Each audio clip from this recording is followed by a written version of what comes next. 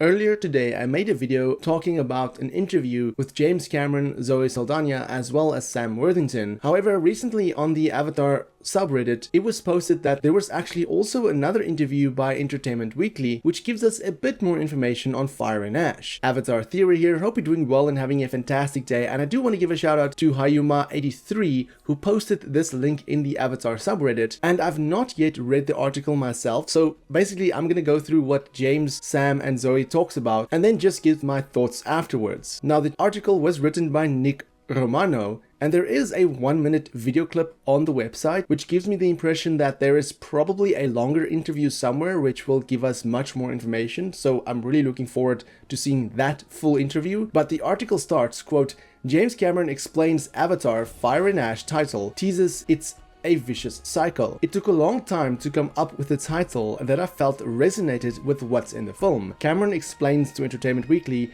during an interview conducted at D23. I don't think I could say too much about it until you actually see the film and you see what it means. But if you think of fire as hatred, anger, violence, that sort of thing, and ash is the aftermath. So what's the aftermath? Grief, loss, right? And then what does that cause in the future? More violence, more anger, more hatred. It's a vicious cycle. So that's the thinking, end quote. So right there, it made me think of the end on Avatar The Way of Water, where Jake and Neytiri of course loses their oldest son, which is grief, loss, and that results in more violence, more anger, more hatred. So I do wonder if we're gonna see a much more hateful Jake or Neytiri going into the third film, given on what's happened during the second movie. The article then continues, I wouldn't call it a dark film. I think it goes to darker places than the previous ones did, but it's still obviously this open, glorious, grand adventure, which is what we aspire to do every time we set out. Cameron tells Entertainment Weekly of the next chapter in the Avatar saga, but we're not afraid to go into the darker places of our characters,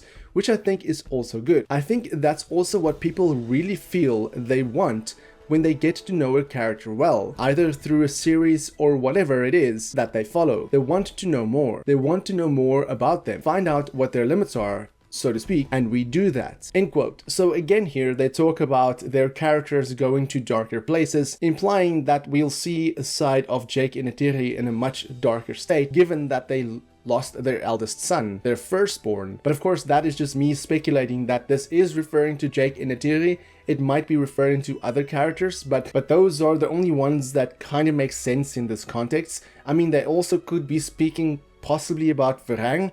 Maybe Varang has a very tragic backstory about grief and loss, and how that made her rageful, how that made her full of anger, vengeful, and the reason why she is the way she is during the movie. That would also be an interesting take on that character. But the article continues, quote, there's also a more literal explanation behind the title of the third movie. Jake vowed to remain with the Metkayina and continue fighting the RDA, but Avatar Fire and Ash will bring audiences inside another biome of the planet Pandora. Game of Thrones' alum Una Chaplin will play Varang, the leader of the Ash people, described by the late franchise producer John Nadeau as an aggressive volcanic race of Na'vi. Cameron then continues, quote, they'll be just far enough apart that they remain events, hopefully, in the lives of fans, of people who want to follow us, but not so far apart that it's like there's a generational difference between one movie, he says. We're fortunate we've survived that, right? We've got over that hurdle, so now we believe it's going to come at the right pacing, end quote. Sam Worthington also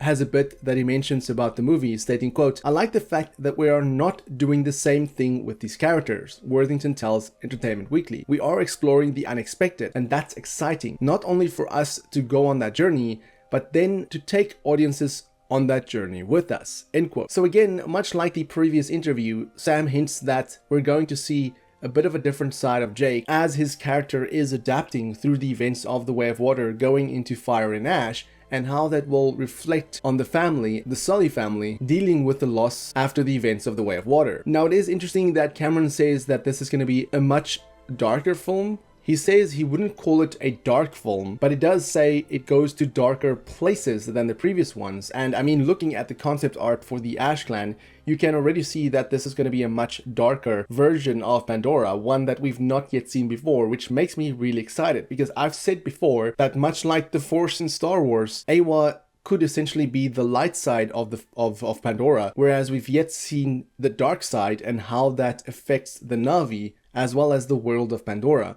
I'm also interested to see what the creatures will be like in this new biomes, especially the volcanic area, the creatures that's gonna grow and evolve there. But nevertheless, knowing that this movie goes to darker places than previous ones definitely has me excited. But what do you think about this interview and the fact that this movie is going to go to darker places than the previous ones? Let me know in the comments below, and for more Avatar content, have a look at the rest of my channel. Until next time, have a fantastic day and stay safe.